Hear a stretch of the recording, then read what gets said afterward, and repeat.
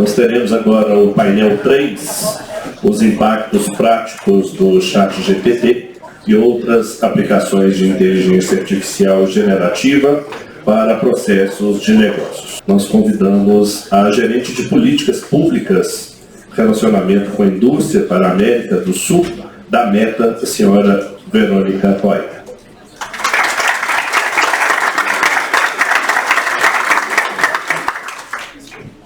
E como moderador, convidamos o diretor educacional da Antebellum, o senhor Fernando Fonseca.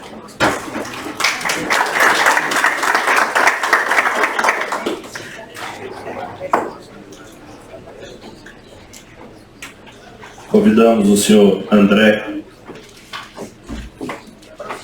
da Protivit, também que será o nosso segundo painelista.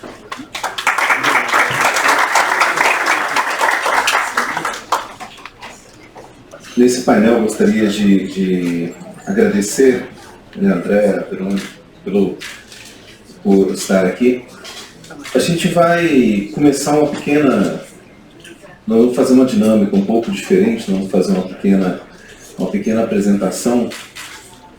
Eu gostaria, primeiro, que a Verônica fizesse uma apresentação em relação a IA, depois nós vamos passar para o André Lúcio, e nós vamos abrir esse tempo, a gente está indo para o tempo de debate, o tempo de perguntas, né? Está um tempo legal, está um tempo que as pessoas estão gostando bastante. Nós vamos abrir um espaço maior de tempo aí para as perguntas, mas fique à vontade, Fernando, por favor.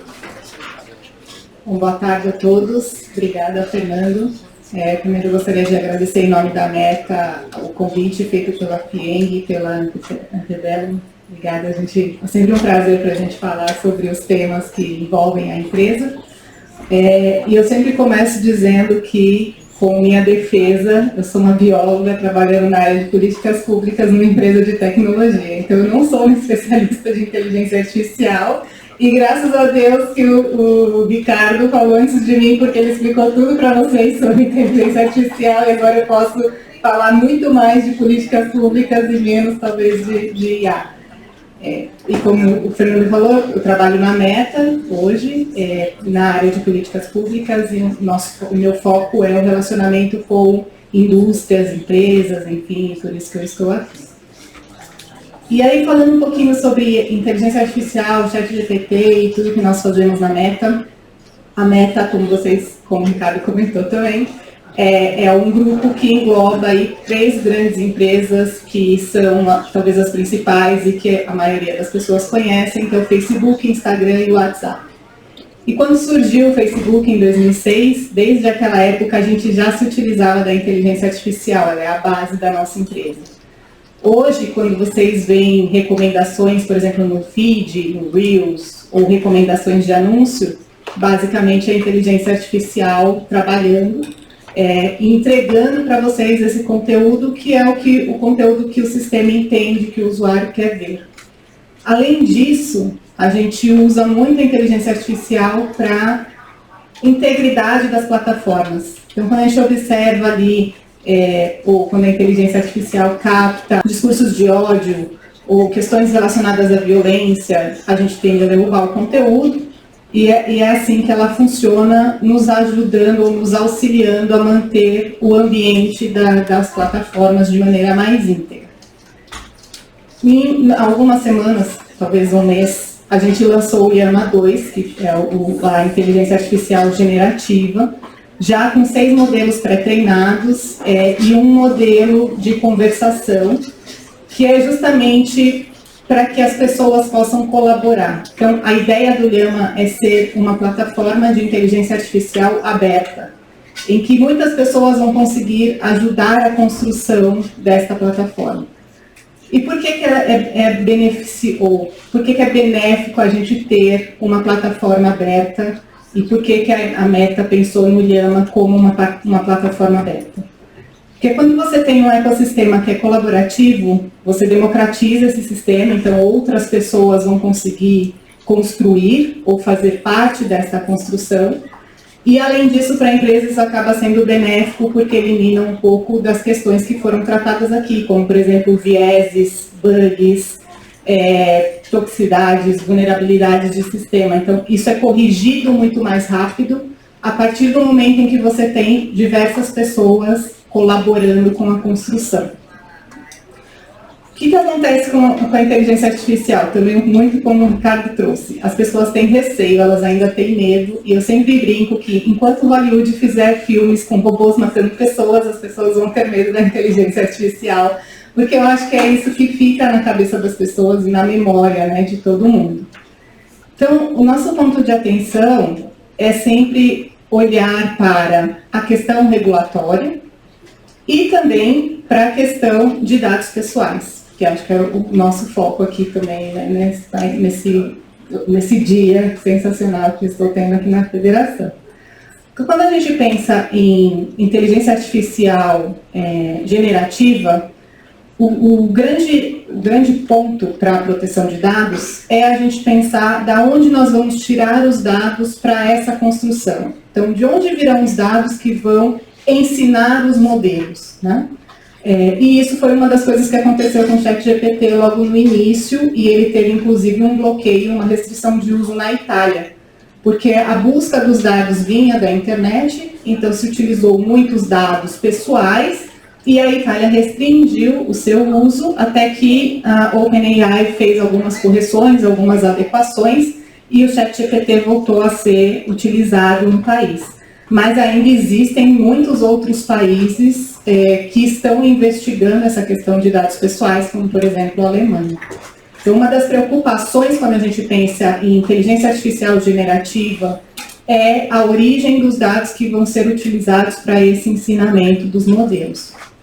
E aí, quando a gente olha para a questão de regulatória, o que nós observamos são diversos países ou regiões, como, por exemplo, a União Europeia, aqui no próprio Brasil, como a Lívia trouxe na pergunta dela, Canadá, olhando para a inteligência artificial com esse receio e tentando regular ele da maneira mais conservadora ou mais restritiva. E isso pode gerar um bloqueio no desenvolvimento ou até evitar que inovações aconteçam. E aí, quando a gente sempre pensa em importar legislações ou regulamentos, né, a gente precisa pensar que quando você vê, por exemplo, na União Europeia, hoje eles têm poucas empresas que estão voltadas para o desenvolvimento tecnológico, então você não tem tantas startups, por exemplo. Já o Brasil e a América Latina é uma região que tem muita startup. E você bloquear de início, com uma regulamentação muito restritiva, a possibilidade de desenvolvimento ou inovação, você mata muitas empresas que poderiam nascer e elas vão deixar de nascer justamente porque a regulamentação não vai permitir um desenvolvimento. E aí o que a gente tem observado são algumas tendências para as regulamentações ou para os projetos de lei, enfim, que nós temos visto no mundo inteiro, tá? De forma global. Uma delas é a questão da ampliação do escopo. Então, hoje, as propostas legislativas, elas vêm muito num sentido de olhar para todos os sistemas de inteligência artificial, incluindo esses sistemas dentro das legislações e com uma abordagem baseada em risco. E aí cai nesse ponto que eu comentei anteriormente, que é justamente de você acabar cortando o desenvolvimento antes dele acontecer, ou antes dele começar, né? Então, o escopo legislativo fica tão grande, você olha para tantas coisas dentro dos sistemas de inteligência artificial, que você impede que ele seja desenvolvido.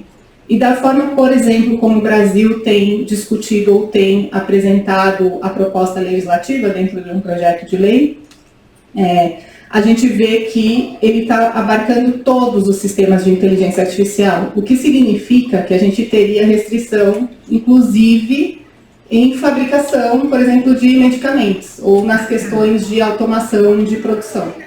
Por isso que, outra coisa que nós dizemos, é que é importante que todos os setores olhem para a regulamentação de inteligência artificial. Uma proposta como o projeto de lei que a gente tem aqui no Brasil, ele não é voltado para a empresa de tecnologia. No final, ele acaba pegando e atingindo todo tipo de empresa que tenha algum sistema de automação ou que tenha algum sistema que se utiliza da inteligência artificial. A segunda tendência regulatória que a gente observa é uma regulação ex ante. Então, é justamente você regulamentar antes do produto existir, por receio, de novo. E aí isso limita o lançamento de novos produtos. Se você está pensando em um produto novo, um aplicativo novo, por exemplo, e aí você tem uma regulamentação que é muito restritiva, ex ante, então você tem que avaliar todos os riscos do produto antes dele existir. O que muitas vezes é quase impossível quando a gente pensa em aplicativos ou em aplicações, porque tem aplicações que você nem imagina que as pessoas vão usar e as pessoas vão usar lá na frente, né? Ou, sei lá, por exemplo, quem imaginava que em algum momento você ia usar pagamentos no WhatsApp Business? Ninguém imaginou, a gente não criou o WhatsApp pensando, um dia nós vamos linkar com pagamentos. Não, mas foi uma tendência, foi uma demanda, esse produto surgiu e hoje você faz pagamento a partir do próprio WhatsApp. Então a regulação ex ante ela acaba bloqueando esse tipo de produto. E o terceiro e última tendência que eu acho que vale a pena a gente destacar aqui dentro das regulamentações são as limitações para a liberdade de licenciamento dessa inteligência artificial, que justamente impede essa possibilidade da construção colaborativa. A partir do momento que você limita esses acordos, ou você limita, por exemplo, que pesquisadores tenham acesso à inteligência artificial que eu estou desenhando, isso faz com que essa plataforma tenha que ser muito fechada e ela deixa de ser colaborativa, como é a proposta do Llama, que foi criado pela Meta. E aí, para concluir a minha fala, para ajudar aqui o pessoal da organização no tempo,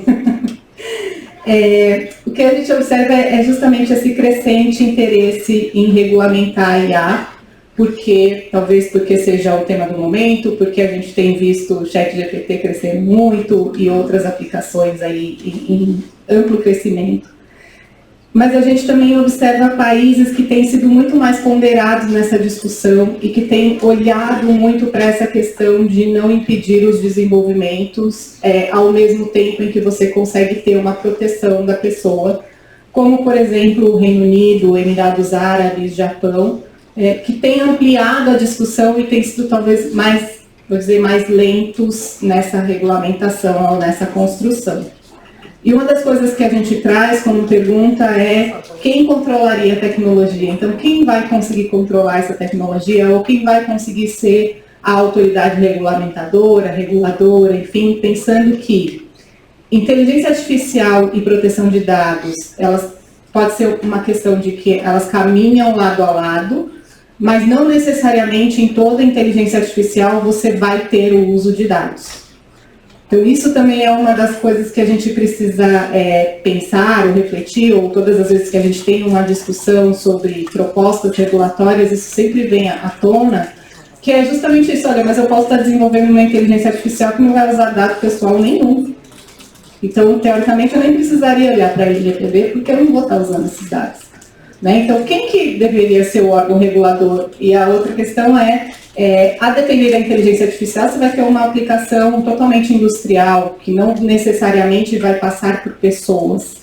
Então, como a gente regulamenta isso com este olhar também? Né? E a gente tem que pensar nas questões de regulação, que a inteligência artificial ela não pode existir, ou ela não deveria existir só para satisfazer uma empresa, uma pessoa, ela tem que existir para beneficiar toda a sociedade. Ela veio para isso, a tecnologia, geralmente quando ela surge, é para isso, é para trazer benefícios sociais.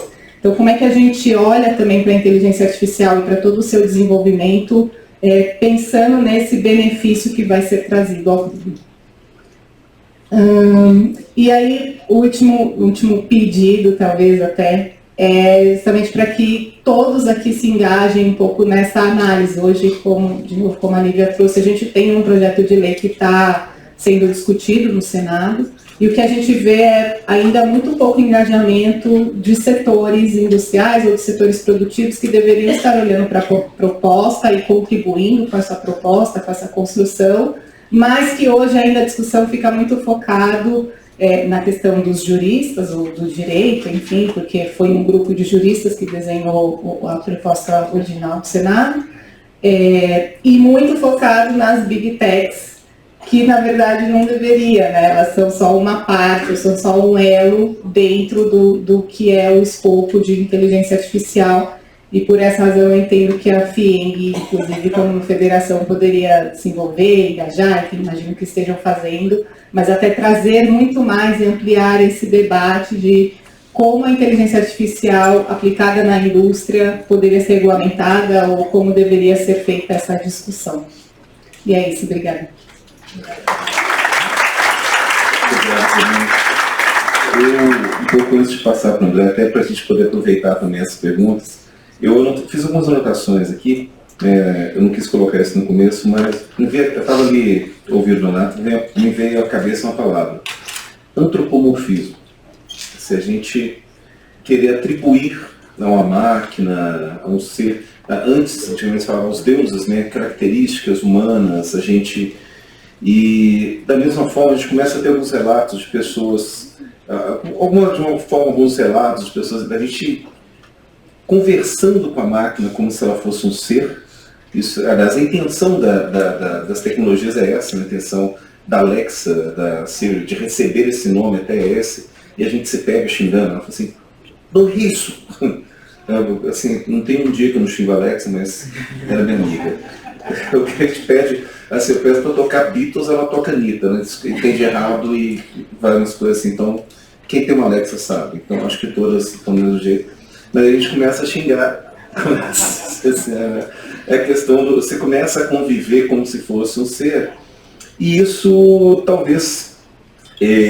aí é o cuidado com a privacidade de dados, porque com a medida que você atribui, à medida que isso se desenvolve, você começa a ver como outro ser, você começa a também compartilhar informações da sua intimidade, da sua vida, com este outro ser, né? E também não sabe para onde está indo essa informação, não está parado naquela caixinha. Então, aí, dito isso, uma outra coisa que a gente costuma falar dentro da área de TI, assim, dentro do sistema, que a gente fala assim, garbage in, garbage out. Qualquer sistema, se você alimenta com lixo, você tem a saída por lixo. Desculpe a objetividade da tradução, mas é isso. Todo mundo que já programou sabe dessa coisa. Quando a gente fala em alimentar um sistema de IA com o que está na internet, então, assim, já começa a fazer uma conexão do que está na internet com o garbage in também. Assim, porque como é que... Aquele negócio, como é que um aprendizado de máquina vai criar uma inteligência se o que está na internet não é inteligente? E boa parte dessa coisa também, aí entra os filtros, entra toda aquela questão, não vou fazer. E entra aí já numa fala sua sobre relação, a gente corta o discurso de ódio.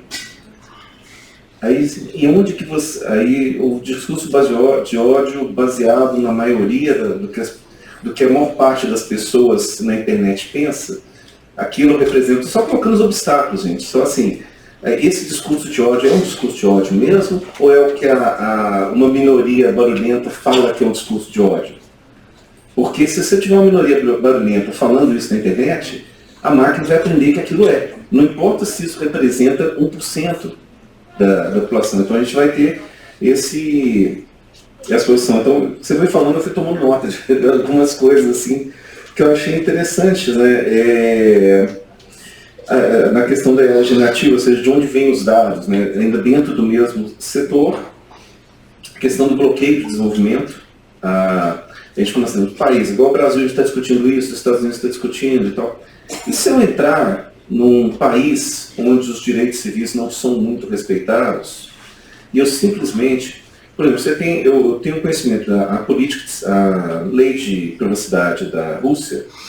Eu conversei com uma especialista de privacidade da Rússia, a gente trocou várias mensagens, até eu descobri não. No meio dessa mensagem eu descobri que ela tinha que passar por um proxy, que ela tinha que usar uma rede Tor para poder conversar comigo. Porque a lei de privacidade da Rússia é a seguinte, a privacidade o cidadão não compartilha dados pessoais com o resto do mundo. Os servidores têm que estar na Rússia e tem que estar sob o poder da Rússia. Ou seja, se o Facebook quiser atuar na Rússia, ele tem que colocar um data center lá, com servidores lá, e os perfis dos russos têm que estar na Rússia. Normalmente, estando na Rússia, você está sob a lei da Rússia, e a Rússia pode entrar no seu data center e analisar os dados dos habitantes. Dentro de e a China a mesma coisa. Então, assim, dentro de um regime desse, que você não tem esse respeito pela privacidade,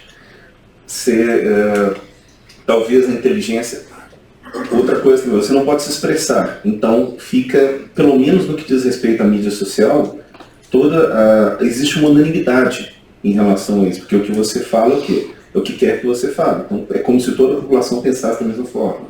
E daí, o machine learning, a máquina vai aprender como? Só na sua fala, eu levantei esse tanto de coisa e quis falar até para você que está assim, que tá bem,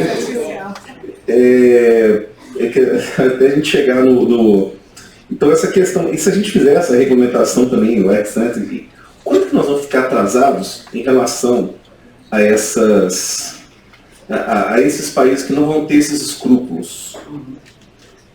Você falou uma coisa, enquanto o Hollywood continuar fazendo robô matando pessoas, mas se eu não tiver escrúpulo, eu posso fazer o robô matando pessoas.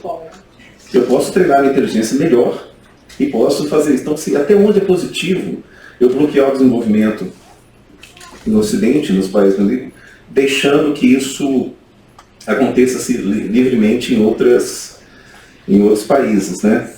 Porque, são essas pequenas reflexões que eu fiz, que eu acho que a gente agora vamos ouvir o André, assim, já com essas reflexões, para depois a gente continuar aí com esse debate. Mas foram algumas coisas que eu notei realmente na sua fala. Bom, boa tarde a todos. Primeiramente, prazer e estar aqui junto com vocês, falar um pouco desse tema tão relevante e em voga hoje na atualidade. Agradecer a FIENG pelo convite. Eu costumo começar essa palestra falando de uma situação que aconteceu em 1983. Até alguns de vocês não devem ter nascido, mas em 1983 a gente vivia ainda num contexto de final de Guerra Fria. Era um momento de tensão, porque nesse período a antiga União Soviética havia derrubado um avião cheio de passageiros da Korean Air. Isso tinha estremecido a relação com os Estados Unidos. E no dia 26 de setembro, um almirante oficial, né, ele estava monitorando o espaço aéreo soviético. O nome dele era Stanislav Petrov, e nesse monitoramento acabou surgindo um sinal. Ele achou estranho, porque esses sinais eles representavam eventuais mísseis que poderiam estar sendo disparados pelos Estados Unidos em território soviético. Ele já aguardou um pouco, apareceu o segundo sinal, esperou para reportar, apareceu o terceiro, apareceu o quarto, apareceu o quinto sinal. Ele falou, poxa, preciso tomar uma decisão aqui, comunicar ao general. Só que ele sabia que se essa comunicação acontecesse, o general só com esse tipo de informação, ele provavelmente ia tomar uma decisão de atacar os Estados Unidos também, e a gente eventualmente poderia ter uma terceira guerra mundial. Obviamente aqui a gente está falando de uma hipótese. E falando em hipótese, se essa decisão eventualmente tivesse sido tomada com base, né, no algoritmo de inteligência artificial, que ele é alimentado com base no que já aconteceu no passado, né, e eventualmente aqui a gente teria de fato uma comunicação para o general, e a decisão seria provavelmente entrar numa guerra com os Estados Unidos. E o que isso faz refletir é o seguinte, né? Como a decisão foi feita por um humano e não por um algoritmo, e a grande diferença aqui é que o ser humano ele não só consegue fazer as perguntas corretas, mas ele consegue também ter a percepção, a sensibilidade de avaliar as eventuais consequências de maneira até um pouco mais precisa. Até porque a inteligência artificial é baseada no que aconteceu depois, né? O aprendizado de máquina é baseado no que já aconteceu. E ela não tem a capacidade imaginativa de pensar no que eventualmente poderia acontecer se uma comunicação indevida pudesse gerar em termos de impactos, não só para a sociedade, para as empresas e para o mundo em geral. E falando nisso, né, a gente está, né, como a gente falou aqui, né, já que as máquinas elas são baseadas em aprendizado, como já foi colocado, né, a questão do garbage in, garbage out, a retroalimentação de um algoritmo com base em informações imprecisas, informações manipuladas, informações incorretas, pode levar a decisões também equivocadas, e isso pode mudar muitas vezes rumos das organizações. Acho que um segundo ponto que a gente tem que reforçar aqui é o risco, por exemplo, da responsabilização. Faz umas 2, 3 semanas, não sei se vocês tiveram a oportunidade de acompanhar, mas teve uma empresa chinesa chamada NetDragon Websoft. Adoro os nomes das empresas chinesas. Eles têm uns nomes assim, grandes, Soft, Dragon. E ela nomeou um CEO chamado Tang Yu. Não sei se é um CEO ou uma CEO, mas de qualquer maneira eles nomearam um algoritmo de inteligência artificial como CEO da organização. E acho que assim, né, como a gente está falando aqui já de regulamentação de inteligência artificial, uma das primeiras perguntas que a gente já deve fazer é como que você vai responsabilizar um CEO por uma determinada decisão, um algoritmo de inteligência artificial em relação a uma determinada decisão tomada por ele. Geralmente CEOs eles têm responsabilidade estatutária, responsabilidade fiduciária, dependendo do setor que atuam. Ele toma decisões que são estratégicas para a organização e que direcionam o rumo para onde essa organização deve atuar, para onde ela vai. Ela tem que trazer o que a gente chama aqui, né, de visão para a organização de longo prazo. E eu fiquei questionando, poxa, será que um algoritmo de inteligência artificial, né, com base no que aprendeu no passado, sem ter essa questão da percepção em relação ao mundo, seria capaz de gerenciar uma organização? E assim, eu sinceramente questiono fortemente, porque a responsabilidade de um CEO, de um algoritmo de inteligência artificial, inclusive de cometer uma fraude, e você depois responsabilizar esse algoritmo é praticamente inefetivo, do meu ponto de vista. Outras situações aí que a gente também pode avaliar são as questões dos vieses, que a depender de como esses algoritmos eles são estruturados, eles podem de fato trazer, podem ser estruturados com base em vieses, então, vieses que eventualmente vão numa linha de tendência, que eventualmente pode trazer algum prejuízo aos direitos humanos, né? Então prejuízos a direitos, a gente falou aqui de LGPD, mas que os titulares de dados eventualmente vão ter. E também a questão da privacidade de dados, né? Como que esses algoritmos eles eventualmente vão ser avaliados do ponto de vista de produção de dados, do ponto de vista de tratamento indevido do dado. Então, por exemplo, se eu tenho uma atividade hoje sendo realizada por um algoritmo de inteligência artificial, será que essa atividade é uma atividade legítima do ponto de vista da LGPD? Né, uma atividade que eu vou realizar um enquadramento adequado da sua base legal para que esse tratamento ele seja adequado? Será que ele eventualmente, a partir do momento que ele for estruturado, ele vai coletar dados além dos dados essenciais para que ele consiga atingir essa finalidade? Além disso, a questão da transparência vai ser fundamental para eu assegurar que eu consiga demonstrar demonstrar conformidade em relação à LGPD. Então são questões que devem ser colocadas na mesa para que esse tema ele de fato consiga ter algo, ele não infringe direitos aí que já foram definidos, que já foram discutidos recentemente por meio da LGPD e outras regulamentações relacionadas à proteção de dados.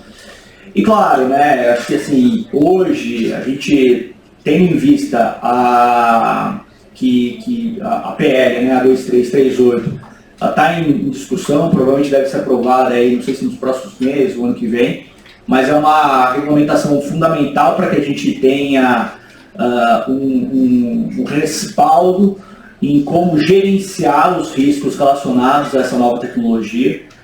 E claro, eu vejo que muitos dos controles hoje existentes, eles vão poder ser aplicados para a gente conseguir controlar e evitar situações que não são situações de riscos que podem eventualmente trazer aí prejuízos não só às organizações, mas à sociedade como um todo. De maneira geral é isso que eu queria trazer.